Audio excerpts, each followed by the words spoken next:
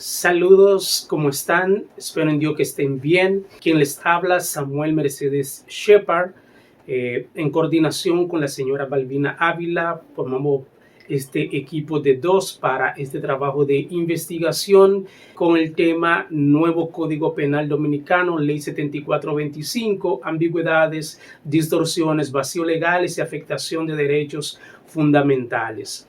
Posterior a ya escuchar a mi compañera Balbina en la parte introductoria de este trabajo de investigación, viendo la metodología que utilizamos, viendo los elementos que conforman el marco histórico y contextual del Código Penal de la República Dominicana, viendo los años que duró en el Senado de la República Dominicana, en ambas cámaras, más de 20 años, y con la trayectoria del historial, desde qué año veníamos cumpliendo con este código, desde el año 1884, es decir, y posterior a esta exposición de la compañera Balbina, vamos a entrar a la exposición número 2, que consiste esencialmente en el capítulo 3 y capítulo 4. Antes de, quisiera hacer un tips esencial en lo que es relacionado con el capítulo 2, que tiene que ver con el marco conceptual, teórico y conceptual. En el antecedente del Código Penal veíamos penalidades que existían para los delitos en su clasificación tripartita y también los elementos que tenían que estar configurados para una tipificación de delito. Ahora bien, con la implementación de este nuevo código hacia futuro, se pretende alcanzar nuevas tipificaciones. Sin embargo, esta aprobación no quita la existencia de algunos elementos que, si propiamente dicho, el código presenta actualizaciones, también a su vez presenta algunas mejoras, oportunidad de mejora, que estamos convencidos que en lo adelante se van a producir esas modificaciones.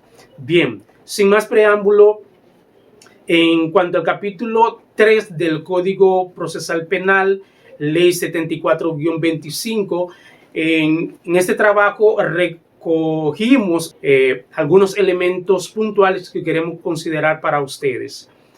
Bien, entonces, en cuanto a ambigüedades al tipo de delitos penales, el código, dicho por juristas y contenido en la impugnación de más de 20 artículos realizada al nuevo Código Penal, agarra terminología en la inclusión de algunos tipos penales que crean ambigüedad. De ese proceso de actualización del Código Penal en esta nueva ley, hay algunos artículos que debemos considerar, que son de suma importancia. Lo tenemos titulado como artículos destacados. ¿Cuáles son esos artículos y qué significa? En esta sección analizaremos artículos clave del nuevo Código Penal Dominicano, incluyendo exenciones penales y los delitos de atención culposos y tortura. Estos artículos reflejan un cambio significativo en la jurisprudencia penal y sus implicaciones sociales. ¿Cuáles son estos artículos?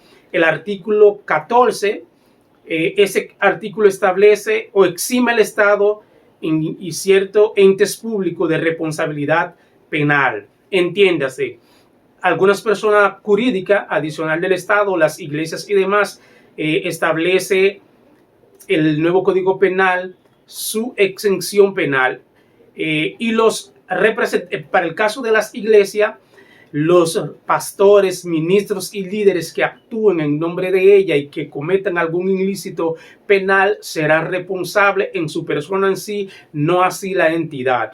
Entonces, algunos juristas establecen que en esta aplicación existe un vacío de ley porque, una vez más, queda el dilema entre la culpabilidad de una entidad jurídica en cuanto al accionar. ¿Por qué? Porque aunque el código establece que son responsables las personas jurídicas, cuando vamos a la esencia sobre forma de la aplicación de la ley penal, al final son los representantes institucionales que cargan con la penalidad en caso de el cometimiento de una infracción.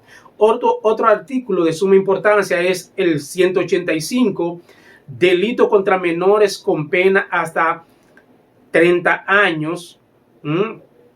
Entonces, cuando en el Código Penal establece con pena hasta 30 años, vemos la importancia de toda la carga penal que se le están incluyendo a delitos menores. Entonces, en el código anterior, los jueces tenían la libertad o tenían el dominio de poder manejar el contexto de la gradualidad de la pena dependiendo la gravedad del delito cometido. Ya desde antemano el código establece penas mínimas muy altas para delitos menores.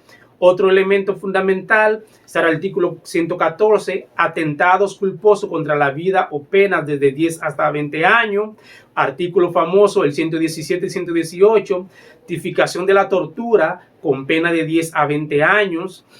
El artículo 136, actividad sexual no consentida entre parejas de 4 a 10 años. Entiéndase, este tema ha sido de mucha discusión en ámbitos públicos y privados debido a la característica de aplicar pena como si fuese de violación a las relaciones no consentidas entre parejas. Imagínense, pena de 4 a 10 años. El artículo 139, violación incestuosa con pena hasta 40 años. El artículo 303, corrupción menor, pena de 2 a 5 años. Sí, ahí vemos cómo hay elementos que pueden causar daño mayor al Estado, entendiendo que la legislación penal es un agravio ante al derecho positivo, es decir, no es de aplicación privada, sino que tiene que ver la administración pública porque son violaciones a normas establecidas por el Estado. Entonces, ambigüedades en tipos penales. ¿Qué nos dicen? La redacción imprecisa de tipos penales en la ley 7425 generan ambigüedad afectando la interpretación judicial. Esto limita la libertad de expresión y fomenta la aplicación de desigualdad de la ley. Entonces, la vaguedad en la redacción de los tipos penales fomenta la discrecionalidad judicial, permitiendo interpretaciones arbitrarias que pueden afectar negativamente los derechos fundamentales. Entiéndase, en el nuevo Código Penal, juristas de reconocida fama en nuestro territorio han señalado muchas terminologías que caen en la ambigüedad. Por ejemplo, en el artículo 310, el Código Penal prohíbe gestos o expresiones contrarias a la dignidad de un funcionario público. Entonces, este elemento, gestos y expresiones contrarias a la dignidad, puede hacer que tenga choque con lo establecido constitucionalmente a la libertad de expresión. Otro ejemplo, el artículo 173, en cuanto a discriminación, condiciona su aplicación a buena costumbre y orden público. Y estos conceptos no están bien ampliados para especificar a qué se refiere el código con relación a el buen nombre y con relación a las buenas costumbres y con relación al orden público. Distorsiones. Lo más que resuena en este código, en este nuevo código, tiene que ver con las distorsiones. Entonces, ¿qué nos dice?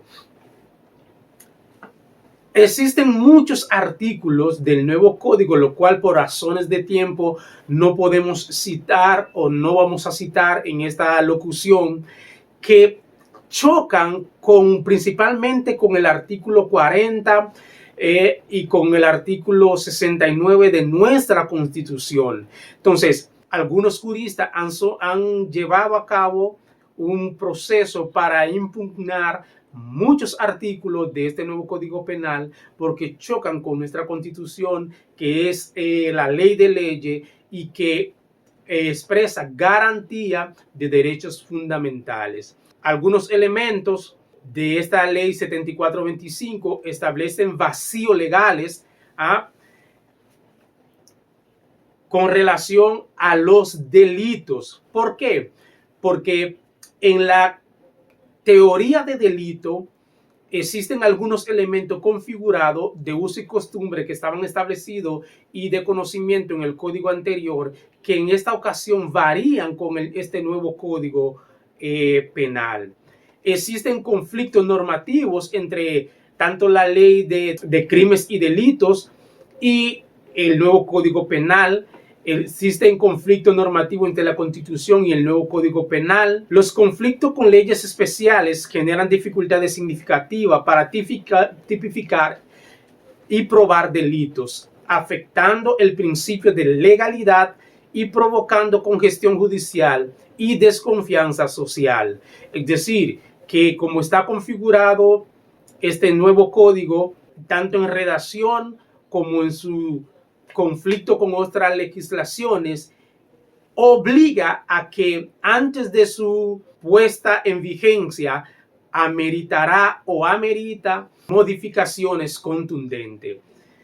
Entonces, en cuanto a los elementos principales que han sido de debate en este nuevo Código Penal, una modernidad incluida en el código, como es la tipificación del feminicidio, ha traído análisis de diferentes orígenes, de diferentes juristas, porque establecen que como está redactado, establece penas para quien cometa feminicidio. Sin embargo, en el trasfondo pareciese como que si obligatoriamente ese feminicidio tendría que ser cometido por un hombre.